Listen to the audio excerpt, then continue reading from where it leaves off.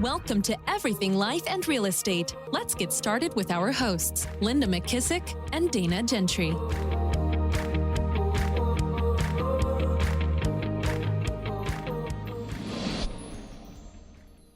Hi, everyone. Welcome to Everything Life and Real Estate. I'm Linda McKissick. And I'm Dana Gentry. Hey, Dana, how are you? I'm doing great. How are you? Good. I forgot to tell you this, but I was in California. I found the cutest sparkly dresses for my granddaughters for Taylor Swift. Oh, you did? Oh, they're so cute. I don't know what I'm going to wear, but Me they're neither. they're all sparkly. I mean, we got to get on this because think about it. Right now is prom. You know, it's so funny that you said that, though, because I actually was going to text you this weekend because somebody texted me and said hotel rooms were like, I was going to tell you, I think we probably need to pick a hotel and book our hotel room. Oh, that's right. I did ask Mary Johnson which ones was is there one attached? Yep. But she told there's nothing. I think there's a tunnel. I wish I knew that area a little bit better. Well, Adam's from JW Marriott and the Conrad. Yeah. Okay. I was going to say the JW is always really nice. Yeah. So we probably need to get on that. But listen, Amelia keeps talking about you're supposed to pick one of Taylor's eras, and that's how you dress. Yeah, but I don't even know the eras. Me neither. And it looks like just a bunch of bling to me. So if I have bling on, somebody will think it's in some era that they don't know about. Bling and I think cowboy boots. I mean, she wears cowboy boots with almost every glittery sequence. Oh, that's awesome. Oh, I might have to get the girls cowboy boots. I didn't do that. I got them jellies. But I'm super excited. Listen, Linda, when you sent me the picture of that bed for the girls coming to California, literally I sent it to my brother and I said, just for the record, if you all get mad at me over Graham and Hayes, I just want you to see Linda. He wrote back like a million ha-has. He was cracking up. He was like, that is so funny. I tell you, but the best idea on that bed was those roller skates. Oh, those girls love that. Took Going them up and down the boardwalk. Yep, took them about a week, but man, they are roller skaters now. It's so fun. Yeah, the dresses were on there, the blingy things. So go back and look at it and you'll see they're kind of purple and they're pretty. But anyway, I was just thinking you and I need another excuse to shop. Yeah. And so we need to figure out what are we going to wear to this Taylor Swift thing, I don't even know. It's a big deal. People's outfits are a big deal. Oh, yeah. You should show. I walked into this one store that has all these blingy things. And she's like, oh, yeah, we call this our Taylor Swift dress. And it was this little white nothing dress with fringe all over it. And I'm like, yeah, I don't think that'll be what I'll be wearing. But thanks for showing it to me. Oh, my gosh. Yeah. So anyway, it'd be a lot of fun. But we got to get on that. So I just wanted to tell you that. Yep, we do. All right. So one of the things that I think people struggle with, everybody, is getting your life at 30,000 feet and staying out of the muck. And 1,000 feet is not fun. It's where all the headaches are. Yep.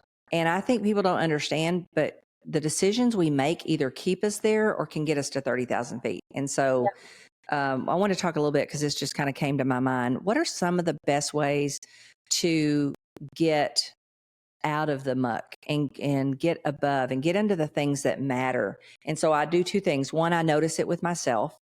Yeah. And then number two, I notice it with other people. When I see other people doing it, I'm like, man, if they only knew they're keeping themselves at 1,000 feet, it's just not good. Right.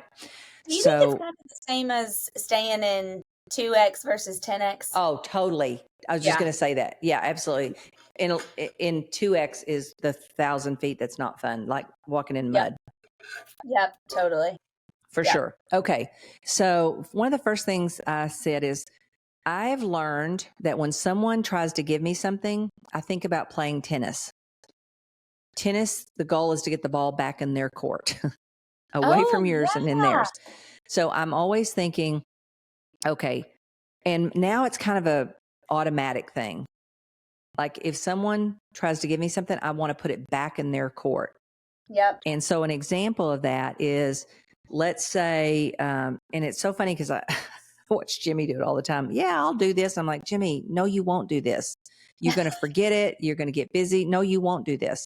So what you do is at the moment it starts to happen, you put the activity back onto them. So this is the way it works. Someone says, "Hey, Linda, I really want you to talk to my recruit or someone, that I'm trying to hire that thinks talent, blah, blah, whatever." What I always say is, let me tell you how this works best for me. And so that I can do you the best service is, let's find a time that works for me and works for them. And the way this works is you have them call me at that allotted time. And what that does is it allows me to stay out of chasing people around because they didn't answer their phone. And then the person that asked me to do it is, wanting to know what happened. And I'm busy on 10,000 other things now at this point. I'm not even thinking about this thing anymore. So the minute someone gives you, that's one example, anything, or they say, "Hey, will you do this?" Yeah. Hey, here's the thing. Will you make sure you call me and we set that up? Or I pass it on to somebody instantly. Like, for example, after that recruiting lunch I had the other day, I knew immediately I wanted to do a KPA and a Colby. Well, I didn't hesitate. I immediately put that off onto someone else, not me. I'm not going to do all that stuff. That's down there and it's not fun and it's 2X and it's not dollar productive. So really thinking immediately, and I know we love to serve people and we think that is serving people, but the truth is if I forget it and I let them down, I'm not serving anybody.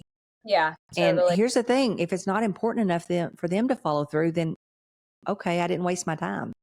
Right.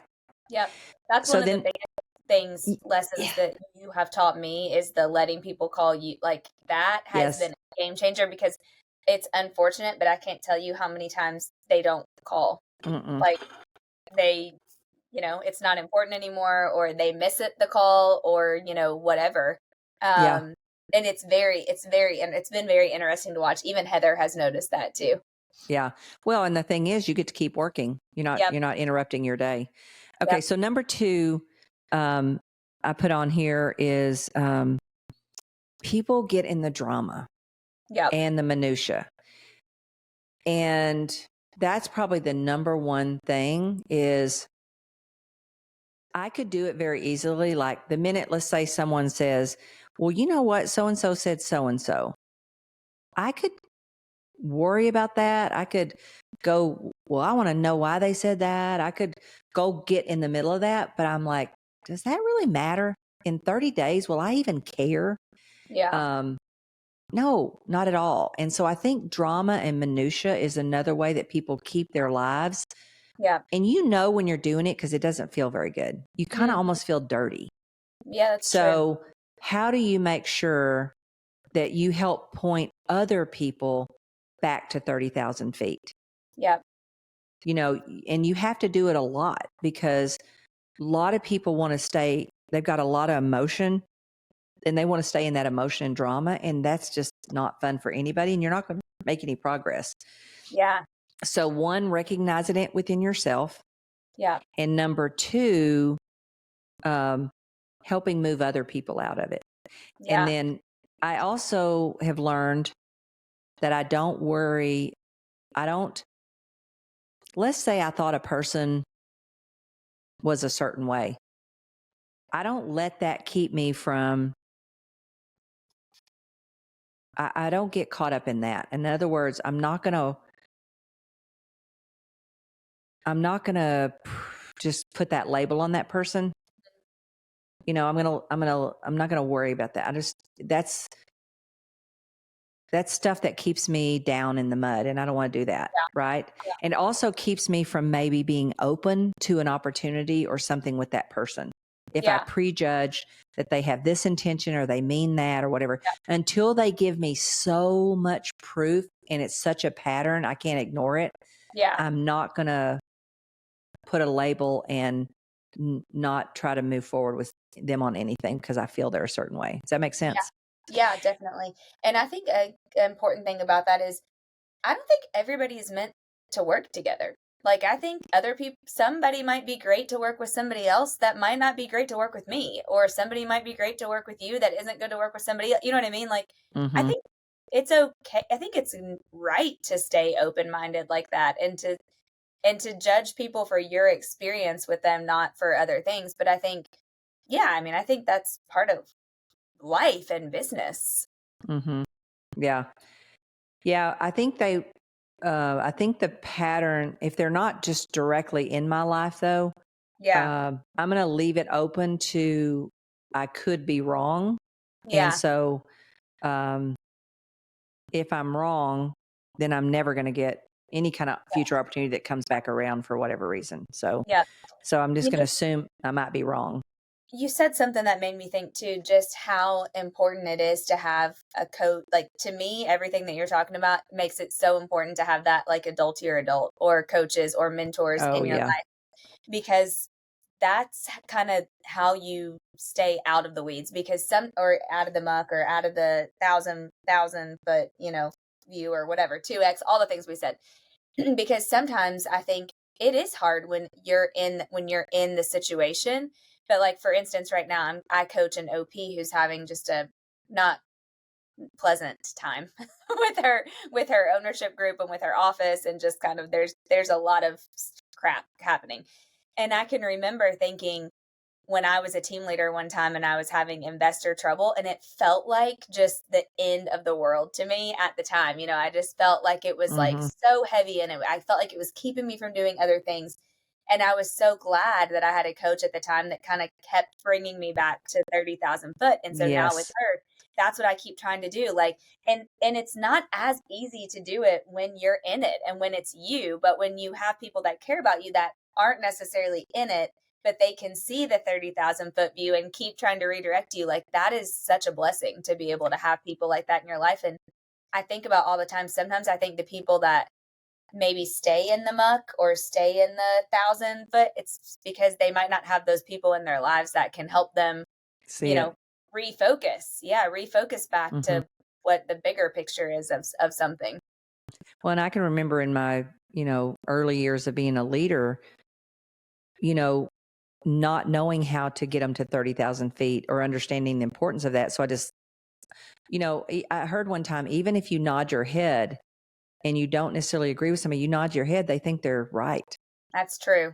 So you have to be so careful uh, and say, okay, my role here really is to redirect their thinking Yep. and help them see the bigger picture. Because when they're in that, they've got so much emotion, Yeah. they can't see anything because all they can think about is what that other person did. And, you know, and what was their intention? Well, you don't know their intention, right? So Yeah. why would we even bother to do that? Let's just call out what's clear and concise and that we can see. And Yep. then let's try to get to the truth that way. And I think, again, that's another example though, of just really staying in the drama. So learning ways to get yourself to 30,000 feet. How am I thinking? Am I thinking 1,000 feet at this, or am I thinking 30,000 feet? Yep. Because if I can think at 30,000 feet, I leave the door open for so much more opportunity than if I stay at 1,000 and I just go on and on about this person. Right. So true. So next one I put is always ask who, not only on the big stuff, but even the small stuff. Immediately, I've really trained myself to think who. Yeah. Okay, who's going to do that? Yeah. Because I don't have much I do. Yeah. I mean, I have things I'm really good at and I'm going to do those, but everything else, I'm going to find the person that I think is better at it. Yeah. And so if I keep doing the small things, I'm never Yeah. going to have a 30,000 foot life. I'm going to be doing the small things. Yeah, and I Not, think that comes in like obviously different seasons of your business. Sometimes you can't leverage everything, and then other times you get to a point where you can. And the goal would obviously be that you're saying who for everything that's not your unique ability, right? What does Dan say? You want to be 90 to 100% in your unique. I yeah, mean, as much as yeah, you can get, right? But I was just had this conversation with an agent in one of my offices, and I was so proud of him because he was taking on a leadership role, and is about a $10 million individual producing agent. And so he's doing a lot of business on his own. And yeah, on our call week before last, I think it was, he said, I just want you to know that I signed up for the in-house transaction management. I signed up for the in-house marketing. And he said, because I really, in taking this, I promised my spouse that like I wouldn't take time away, any more time away from home. And I said, mm-hmm, I'm just so proud of you because you are only going to be able to get to that next level if you just start attaching a who to some of these things that you don't need to be doing anymore, because you're yeah, doing way too many transactions to still be doing his own paperwork. Like that's just yeah. time consuming. Unfortunately, most people in the real estate business wait till they either have a crisis that Yep. forces them to do that, Yeah. or they, I've always say when the future is bright enough and big enough, you'll let go of where you are. That's so true. They don't have a bright something to go to, so they just keep hanging on to the stuff that's not really dollar productive. It's not 30,000 foot stuff. Yep. So that's a great example of someone. So the next one I have is, if someone comes to me and says, "Hey, I want to talk to you about so-and-so," my policy is this. Here's my policy. If you want to talk to me about Dana, what we need to do is let's go get Dana and we'll have the conversation together. Because I will stay at 1,000 feet with someone if I let them talk about the other person without the other person, because that's only their perspective. And I always say there's 3 sides to every story: their perspective, your perspective, and the truth is somewhere in the middle. Right. And so I want to get to ground truth as much as possible. So create a policy about not letting people come to you to talk about someone else. Now, we're all guilty of it a little bit, but the trick is to catch yourself as fast as possible and get out of it. And then the next one is for those of us that are, with Keller Williams, which I know everybody is not, but that's truly following our Y4C2Ts. Like that's bringing people together and sitting down at a table, which I've done so many times, and which came from Mo, originally, and putting the paper out and saying, okay, like let's follow this and let's talk about it. Let's see, how we can come together in community. Where is the win-win? How are we all operating out of integrity? Because otherwise, you're right. You only hear one side of somebody's story. And as soon as that happens and you hear the other person's side, then you're like, well, whoa, wait a minute. Something's not adding up here. The other thing that reminds me of is I always try to put the people together, because they won't do the things to each other if they have to be together. And I think sometimes people don't know or understand people, and so they put labels on them that aren't really accurate. So remember in the trust book, Henry Cloud had a story about the CEO that he he was brought in because the board and the CEO or something didn't get along. Do you remember that one?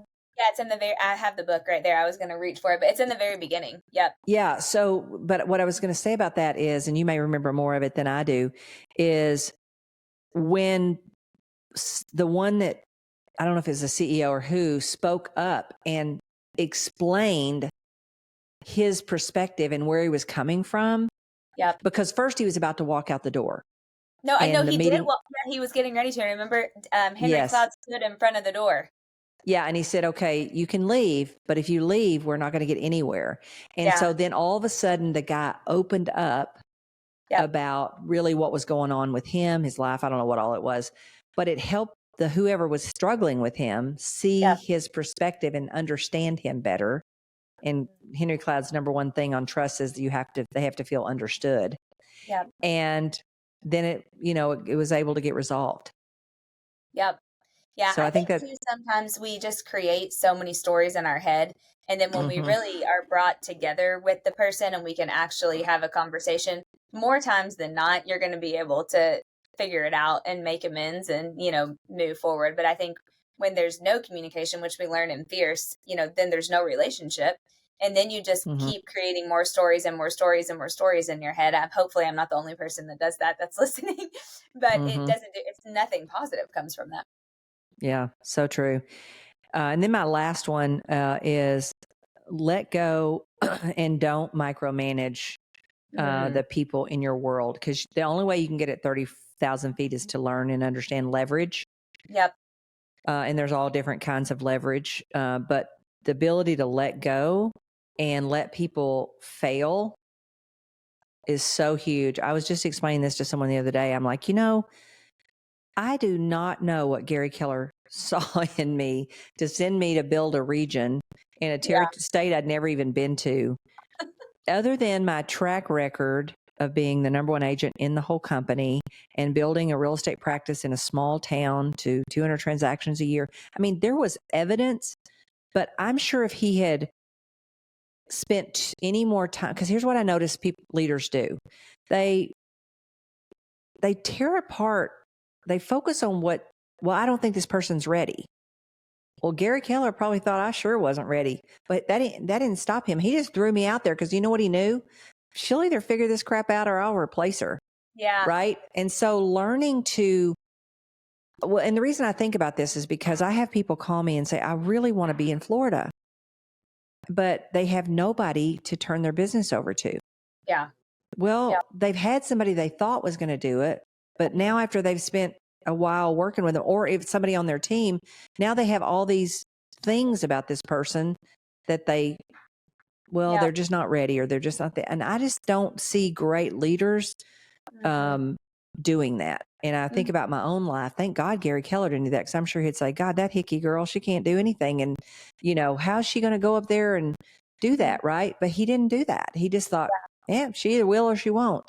And so I think we sometimes try to figure out why letting go of things to someone else won't work.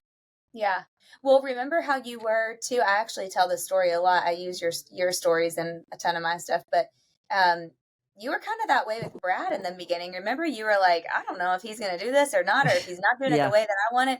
And what Gary say to you? You can either let him do it, or do you want the job back, or whatever? Yeah. Yeah. And it would have been worse if I'd have stayed here. Yeah. And been the one leading him. Yeah. What really helped is me getting the heck out of the state completely. Right. And let Jimmy lead him. But yeah, because it was my baby and I had so much emotion attached to what I had built, that I was never happy with the way he did it. And Gary said, do you want that job or do you want him to have it? Yeah. And I learned that. I learned, okay. And then, you know, lately I've been trying to think of more opportunity for different people, like in our region and stuff. And when I catch myself or my team going down the thing, well, oh, there's this problem with that person. Oh, well, I'm like, we're not doing that. Yeah. Gary didn't do that to me. Yeah. We can't do that. You got to let go of that stuff. We got to put them out there and they'll either sink or swim. Yeah. You know, it's up to them. And you just don't ever know who's going to sink and you don't ever know who's going to swim. Yeah. Yeah. Adam always says, some will, some won't, some so wait. What? So what? Who's next? Yeah. Yeah. That used to be a listing mantra. Okay. So let me ask you this, Dana, what do you think that keeps most people from 30,000 feet? Can you think of any examples of even your own self that you feel like, oh crap, I'm back on 1,000 feet? What causes it, or what do you think? I think I can easily tell you mine without going too deep in it. And it's non-talent. It's just non-talented people. And when in the areas that I have super talented people, I can stay at 30,000 foot and like it's gravy. And in the areas where I have non-talent in roles, I am back in the 1,000 all the time. And I mean, I just had this conversation. I've had this conversation every day this week, actually, of where do I need to start replacing and how to start attracting more talent, because it's definitely, I mean, personally for me, that's it 100%. It's the whole talent versus non-talent. Because I think when you don't, I always remember Gary saying too, you hired the right person when they're ripping tasks out of your hands, instead of me waking up at 2:00 in the morning thinking, oh, I didn't see worrying that about something, or this didn't happen. Like we told this person this was going to happen, and I didn't see that it didn't happen. And so who dropped the ball? Like, you know what I mean? Like those waking up, like I and even Adam will say, like, when I'm awake in the middle of the night thinking about stuff, I'm at 1,000 feet, and it's 9 times out of 10 because I don't have the right person. Yeah. It's funny when you talk about that, because I do that sometimes. I'll wake up and think, oh my God, nothing's happening. Dan calls that the black hole.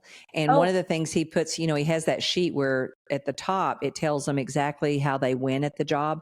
And at the bottom, it tells how you lose with me.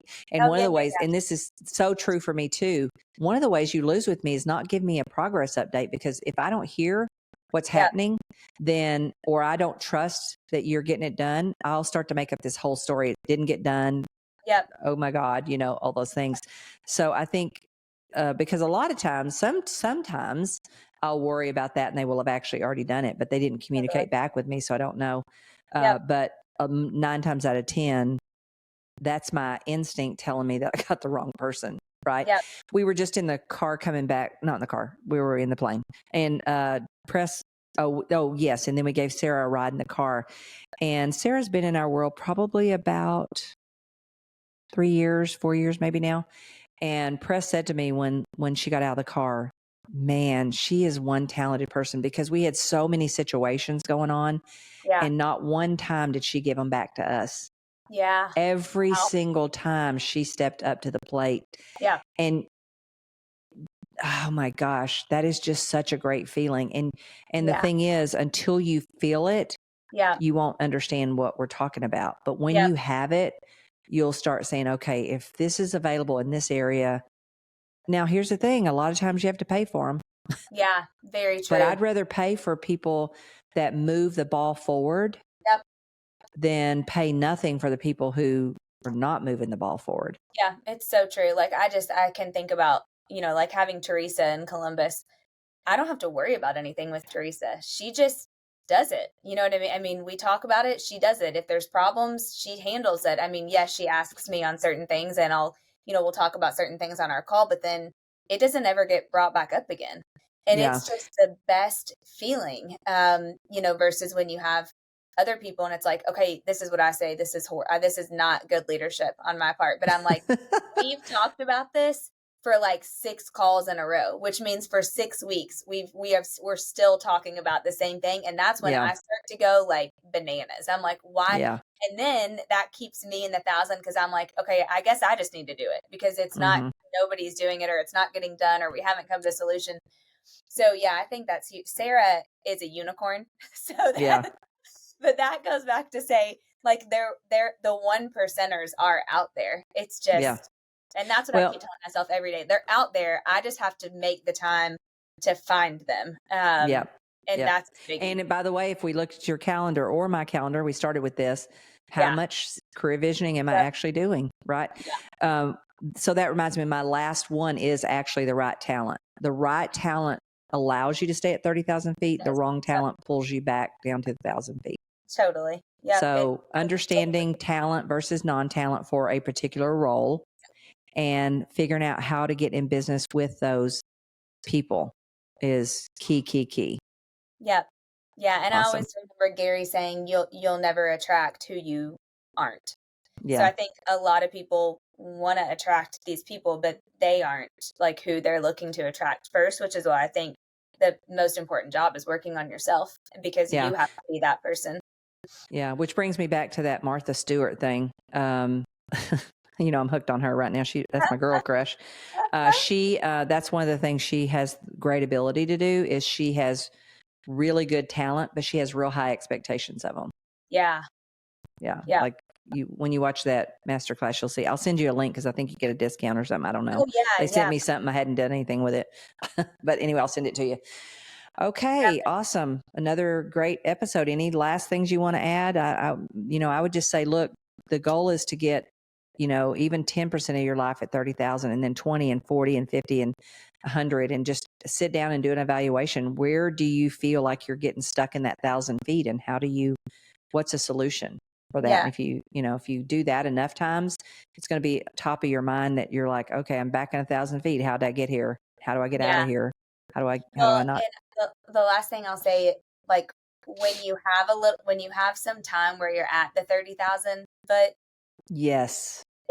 The feeling feels so good that then when you are dropped back down, you're like, you automatically, well, I mean, I don't know, I get angry, but I also like, okay, how fast can I get out of this? Because you start to drastically tell the difference. Yeah. So true. Yep. So true.